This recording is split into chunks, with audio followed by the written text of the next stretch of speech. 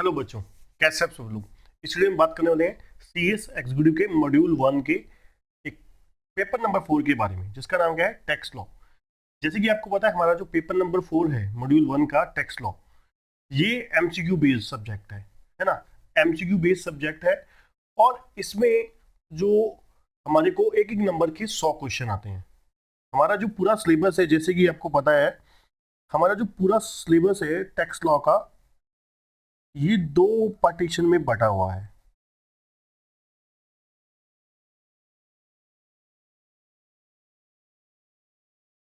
First part है income tax,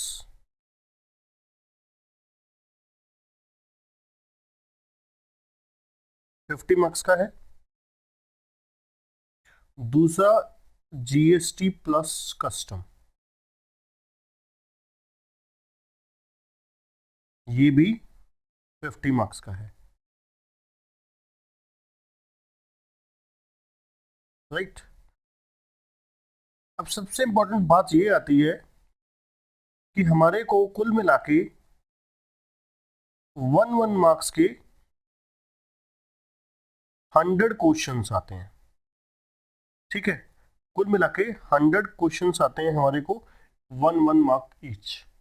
अब बच्चों की एक धारणा बनी हुई है, अगर हम जो एक्चुअल में एक चीज रियलिटी ये है कि हर रॉन्ग आंसर के लिए हमारे 0.25 मार्क्स की नेगेटिव मार्किंग है, ठीक है। 0.25 मार्क्स की नेगेटिव मार्किंग है, ठीक है। अब इस लेक्चर में हम लोग, इस वीडियो में हम लोग एक बहुत ही इंपॉर्टेंट डिस्कशन करने वाले हैं कि किस तरीके से टैक्स लॉ का जो सब्जेक्ट है, पूरा का पूरा पेपर है, वो पेपर में अटेम्प्ट किया जाए, उसके लिए क्या स्ट्रेटेजी अपनाई जाए, है ना। और किस तरीके से पेपर में स्टेप बाय स्टेप हमें क्वेश्चंस को लेना चाहिए, है ना। तो सबसे पहले अगर हम बात करें, अब देखिए कोई भी पेपर जो है ना, आप उसको बड़े ही आसानी से 3 कैटेगरी में डिवाइड कर सकते हैं, ठीक है। बहुत ही आसानी से 3 कैटेगरी में डिवाइड कर सकते हैं किसी भी पेपर को। पहली कैटेगरी होती है इजी क्वेश्चंस की। इजी क्वेश्चन आप किसको बोल सकते हो, हर बच्चे के लिए इजी क्वेश्चन हो सकता है डिफरेंट हो। मान लीजिए कोई भी सब्जेक्ट है, उसमें मेरे सब्जेक्ट में कमांड होती है, हर बच्चे की कुछ अपने फेवरेट चैप्टर्स होते हैं, है ना। कोई बहुत ही जो उनमें बच्चों की कमांड होती है, पकड़ होती है। अब उनको मैं, आप कह सकते हो इजी क्वेश्चन। और जो वन लाइनर खास करके क्वेश्चन होते हैं, जिनका आंसर क्या है, आप फटाफट निकाल लेते हो और आपको श्योरिटी होती है कि हाँ ये आते हैं, ठीक है।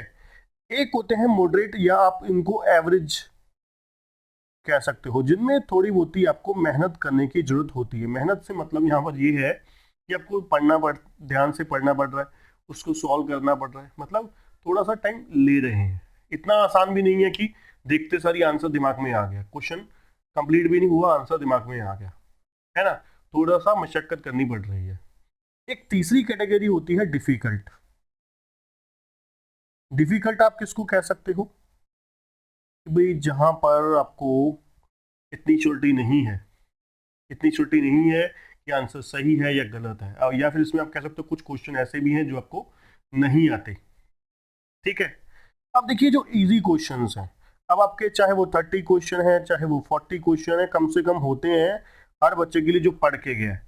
पहली बात तो ये वीडियो उस वीडियो के बच्चे के लिए होगी नहीं जो क्या पढ़ के नहीं गया, वो सोच रहा है कि हाँ भाई यहाँ पर सर कुछ ऐसा बताने वाले हैं कि वही जादुई छड़ी बताने वाले हैं कि ये क्वेश्चन कर लो तो पास हो जाएंगे टैक्स लॉ में। नहीं, मैं ये नहीं बात करने वाला यहाँ पर, है ना। तो 30 से 40 क्वेश्चन हर पेपर में ऐसे आपको टैक्स लॉ में देखने को मिलेंगे जो बहुत जबरदस्त आपको तसल्ली से आते हैं, ठीक है। वो आपने अटेम्प्ट कर दिए। उसके बाद 25 से 35 कम से कम एवरेज क्वेश्चन होते हैं जो आपको मेहनत करने की, पढ़ने की जरूरत पड़ती है, ठीक है। और आप कह सकते हो कम से कम 20 से 25 क्वेश्चन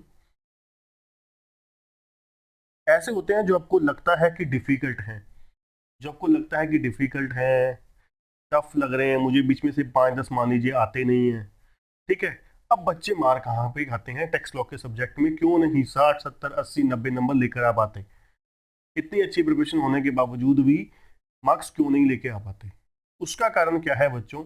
जो हम लोगों की एक नेगेटिव अप्रोच होती है ना, जो मोस्टली बच्चे, और यहाँ तक मैं आपको कहना चाहूँगा कई टीचर भी इस चीज़ को बोल देते हैं कि अगर आप बेटा एक क्वेश्चन अगर आपको आता है तो अटेम्प्ट करो, नहीं आता तो छोड़ दो। ठीक है जी, उनके मन में पहले ही नेगेटिविटी बैठ जाती है कि भाई नहीं आता तो छोड़ दो। वो पता क्या कहते हैं कि एक क्वेश्चन बेटा आप गलत करोगे ना तो आपके कितने नंबर कटेंगे? 1.25 मार्क्स, है ना। तो हर क्वेश्चन, गलत क्वेश्चन के लिए 1.25 मार्क्स आपका कट जाएगा। अरे यार, जब आप एक क्वेश्चन लीव कर रहे हो, एक नंबर तो आपने पहले ही गवा दिया, एक नंबर तो पहले ही गवा दिया ना। तो रिस्क कितने का है? रिस्क सिर्फ 0.25 मार्क्स का है।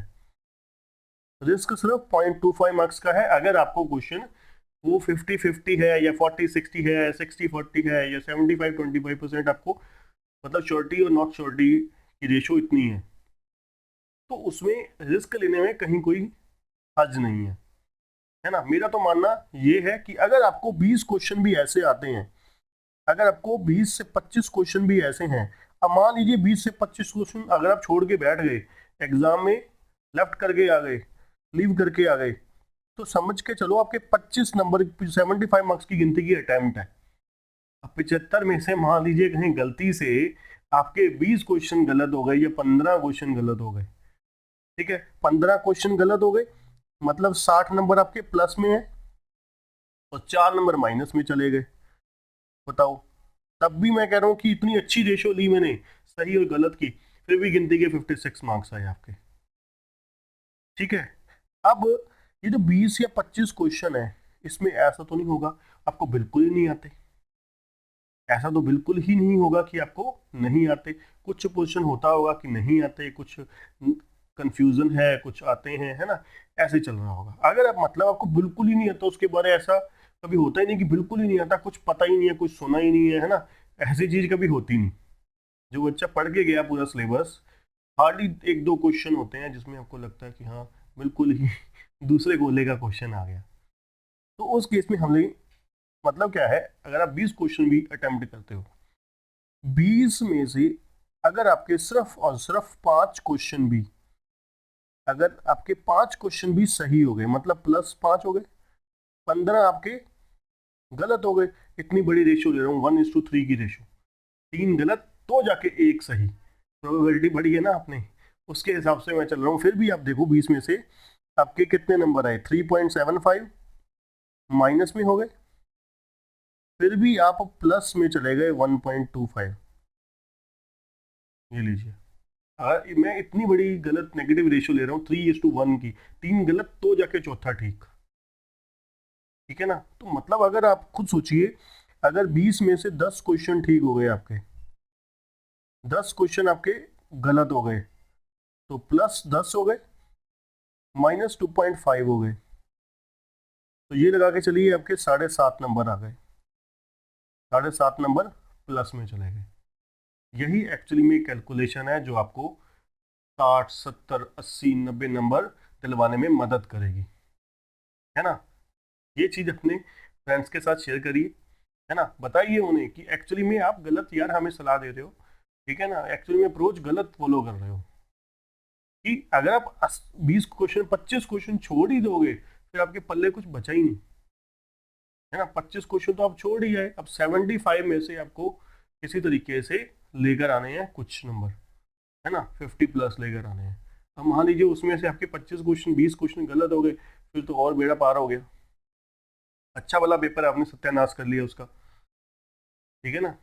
अगर आप यही रेशियो से चल रहे हो कि भाई 3 गलत 3 ठीक 1 गलत, ठीक है ना, 75 में से अगर आप मान के चलिए 15 क्वेश्चन या 20 क्वेश्चन आपके कहीं गलत चले गए, फिर तो हो गया काम।